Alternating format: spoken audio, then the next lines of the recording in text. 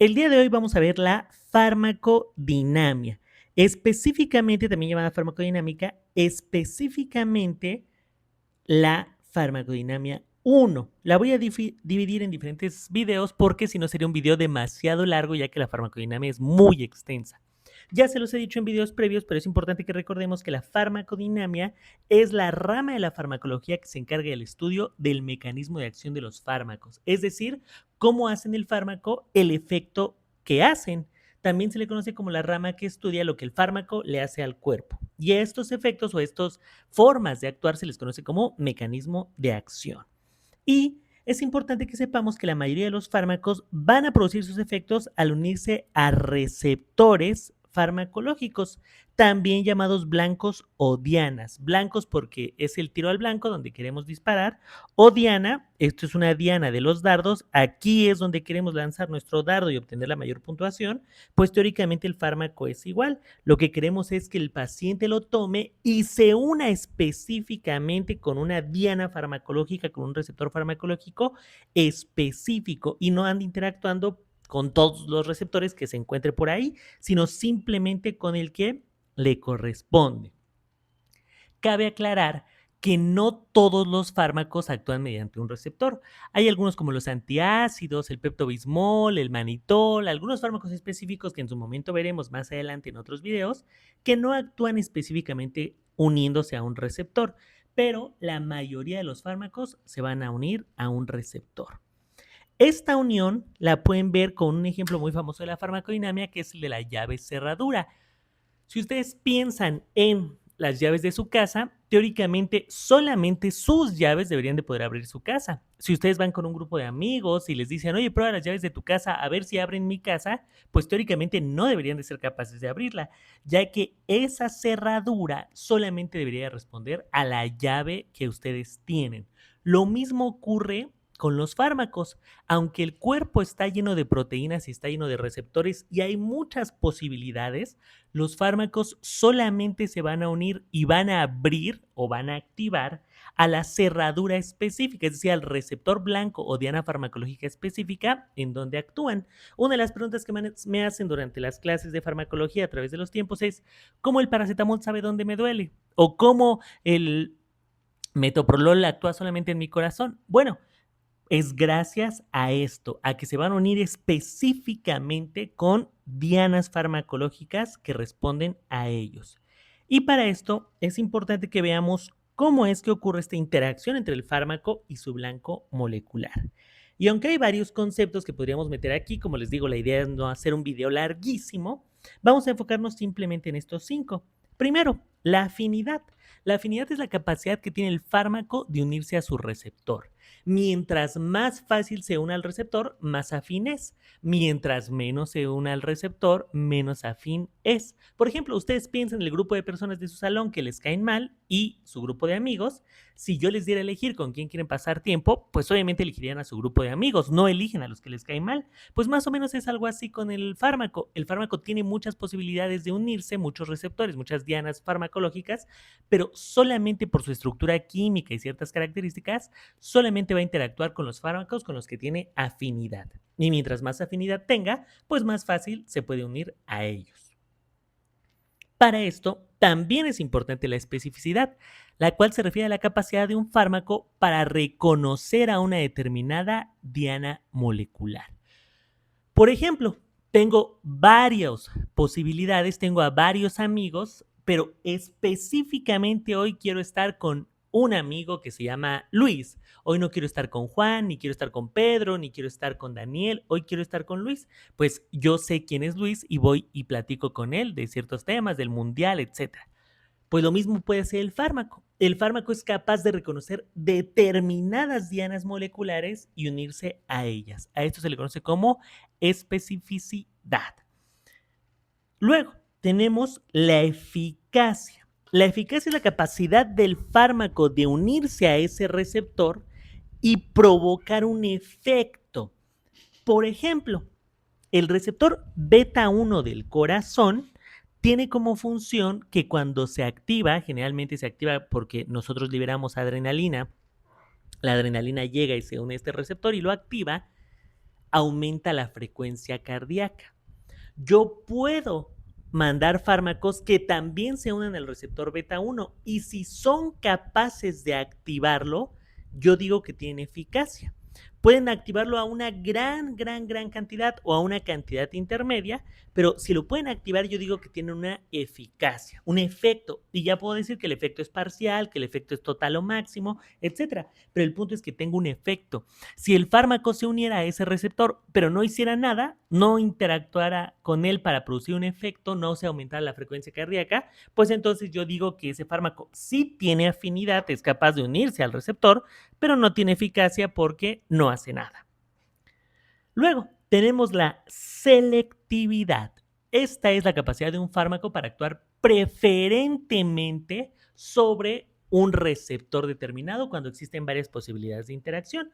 Por ejemplo, vamos a tomar nuevamente el receptor beta 1, pero el receptor beta 1 tiene dos receptores muy parecidos a él, el receptor beta 2 y el receptor beta 3. Estos tres receptores son receptores adrenérgicos porque tanto la noradrenalina como la adrenalina son capaces de unirse a ellos y modificarlos.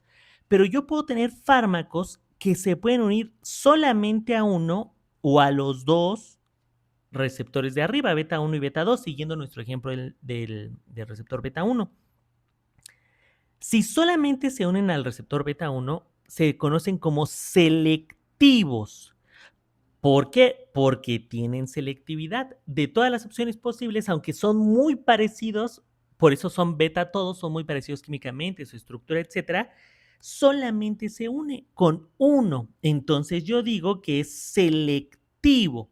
Si en cambio mi fármaco se uniera con beta 1 y beta 2, pues entonces yo diría que es no selectivo, porque no elige, no selecciona una sola opción, sino que selecciona varias. Por ejemplo, un fármaco selectivo de beta 1 es el metoprolol, mientras que un fármaco no selectivo es el propranolol, que es capaz de unirse tanto al beta 1 como al beta 2 y decimos que ese fármaco es no selectivo. Más adelante hablaremos específicamente de los fármacos, de su efecto. Durante los videos posteriores que veamos familias farmacológicas les mencionaré el metoprolol, el propranolol y estos fármacos en general. Pero bueno, ahorita quédense con que la selectividad es cuando tengo muchas opciones, tengo la capacidad de solamente interactuar con uno determinado. Y si en cambio interacciono con los que hay por ahí, con varios, pues entonces se menciona que no soy selectivo, que carezco de selectividad. Y la última, los fármacos pueden unirse de manera reversible o irreversible al receptor. Cuando es reversible es porque se une al receptor, hace un efecto y se suelta el receptor. Y entonces ese efecto tiene una duración determinada una vez que el fármaco se suelta del receptor. Pero yo tengo uniones irreversibles en donde de manera irreversible se bloquea ese receptor o ese blanco o esa diana farmacológica. Por ejemplo, piensen en la aspirina. La aspirina es el ácido acetilsalicílico y es capaz de unirse con las plaquetas e inhibir específicamente una enzima que tienen que se llama ciclooxigenasa. La aspirina solamente circula unas horas durante su proceso, durante su efecto, y después se elimina. Pero su efecto sobre las plaquetas dura hasta 7 días porque se une de manera irreversible con ellas y aunque ya teóricamente el efecto de la aspirina pasó en cuanto a dolor de cabeza, etcétera, su efecto en las plaquetas, como es irreversible, dura toda la vida de la plaqueta. Y recuerden que una vida media de una plaqueta es de 5 a 9 días, por lo cual 5 y 9 son 14, entre 2, 7 es el promedio, que más o menos es lo que dura el efecto de la aspirina sobre ellas, ya que es un efecto irreversible, una unión irreversible. Con base a la capacidad que tienen los fármacos de unirse a un receptor y hacer efectos diferentes, los podemos clasificar como agonistas, antagonistas y el agonismo y el antagonismo tienen diferentes tipos. Aquí les muestro esta imagen completa, pero vamos a ir viendo uno por uno. Vámonos al agonismo. El agonismo es aquel receptor, un fármaco, aquel fármaco que se une a un receptor y es capaz de activarlo, decimos que es un agonista. Si lo activa a su máxima función posible, vean, aquí tenemos la membrana de fosfolípidos, este es el receptor farmacológico, está en un estado inactivo, se une el agonista total, lo convierte a su estado activo, y aquí podemos ver esta grafiquita en donde vemos la respuesta máxima, 0, 50 y el 100%, que obviamente es lo máximo, y el logaritmo de la concentración del fármaco. Esto no es, desde el punto de vista farmacológico, que sepan que no es lo más correcto lo que voy a decir, pero para que ustedes tengan una referencia, podríamos compararlo con la dosis, ¿vale? En este caso, mientras más me muevo a la derecha, puedo decir que hay más concentración o dosis específicamente del fármaco. Vean cómo con concentraciones bajas no hay mucho efecto, pero una vez que aumento la concentración, la dosis de mi fármaco, alcanzo el 100% del efecto posible. No hay más posibilidad de efecto. Alcanzo todo el efecto que se puede. A ese tipo de fármaco se le conoce como agonista total.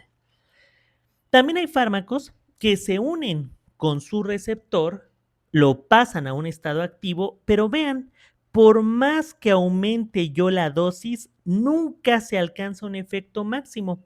Se alcanza solamente un efecto intermedio, un efecto parcial. A este tipo de fármacos se les conoce como agonista parcial. Por ejemplo, un agonista total es la morfina. La morfina se une a su receptor, que se llama receptor Mu, y lo activa de manera total, quitándote prácticamente cualquier tipo de dolor.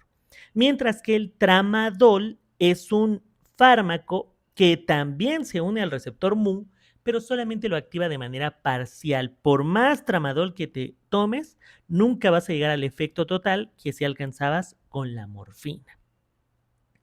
Después tenemos el antagonismo competitivo. Un fármaco antagonista es aquel, hay muchos tipos de antagonismo, pero bueno, nos vamos a enfocar solo en el competitivo.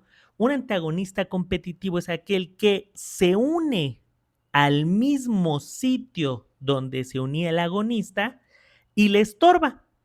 Y entonces, como están compitiendo por el mismo sitio de unión, pues se bloquea la unión del agonista y eso dificulta el efecto del fármaco. El antagonista solamente se une al receptor, pero no provoca ningún tipo de efecto, pero estorba para que los que sí provocaban efecto, es decir, los agonistas, tengan una función. Y aquí vemos que mientras más le aumento la dosis al agonista, si solamente estaba él, el efecto se alcanza, vean, hasta el 100%.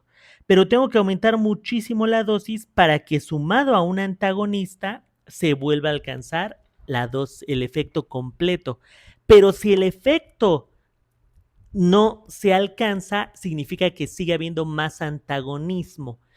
Si hay más dosis del antagonista, pues entonces el agonista no va a poder alcanzar nuevamente el 100% del efecto. Por ejemplo, el metoprolol, el fármaco que les decía yo acá arriba. El metoprolol es un antagonista del receptor beta 1. Se une a él y lo bloquea de manera competitiva. De manera normal, nuestra adrenalina tendría que unirse ahí y aumentar la frecuencia cardíaca. Pero en pacientes con hipertensión o con arritmias o con alteraciones específicas, se les da metoprolol, bloqueas al receptor beta 1 y con esto disminuyes la presión arterial, disminuyes la probabilidad de que tenga arritmias, disminuyes la frecuencia cardíaca, etcétera, porque aunque tu fármaco no hace nada propiamente, estorba para que la adrenalina que te iba a aumentar la presión, era probable que te provocara una arritmia, les digo, es en pacientes específicos que tienen ya alteraciones previas, pues no pueda hacerlo y así proteges a tu paciente. Otro ejemplo, los antídotos. Un veneno o un fármaco que tienes una sobredosis suele ser un agonista y entonces tú das un antagonista para bloquear su efecto y salvar a la persona. Por ejemplo, cuando tienen sobredosis de morfina se da naloxona. La naloxona es un antagonista del receptor mu. La morfina te estaba matando, te estaba provocando depresión respiratoria. Tú le pasas naloxona a ese paciente, bloqueas al receptor donde se está uniendo la morfina ya no puede hacer su efecto, quitas la depresión respiratoria y le salvas la vida al paciente. Y por último, hay unos receptores especiales que se dice que tienen actividad constitutiva. ¿Qué significa esto de actividad constitutiva? Que el receptor, sin necesidad de que ninguna molécula se una a él, está teniendo un efecto. Un efecto, vean aquí, nos ponen 0, 20 y 40%, está teniendo un efecto chiquito del 20%, pero lo está teniendo. A diferencia de acá, que vean cómo el efecto era cero en esos receptores, si no se une una molécula, el receptor no tiene ningún tipo de actividad. Este receptor que tiene actividad de manera normal, incluso sin que se le una ninguna molécula, se dice que son receptores que tienen actividad constitutiva. Bueno, hay fármacos que son capaces de unirse a este receptor y disminuir su actividad basal, es decir, su propia actividad normal que ellos tenían es disminuida cuando se une este fármaco.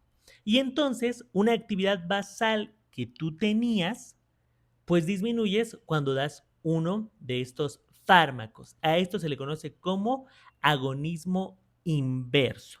Y vean cómo del 20% lo puedes llevar prácticamente a cero o de plano a cero con un agonista inverso.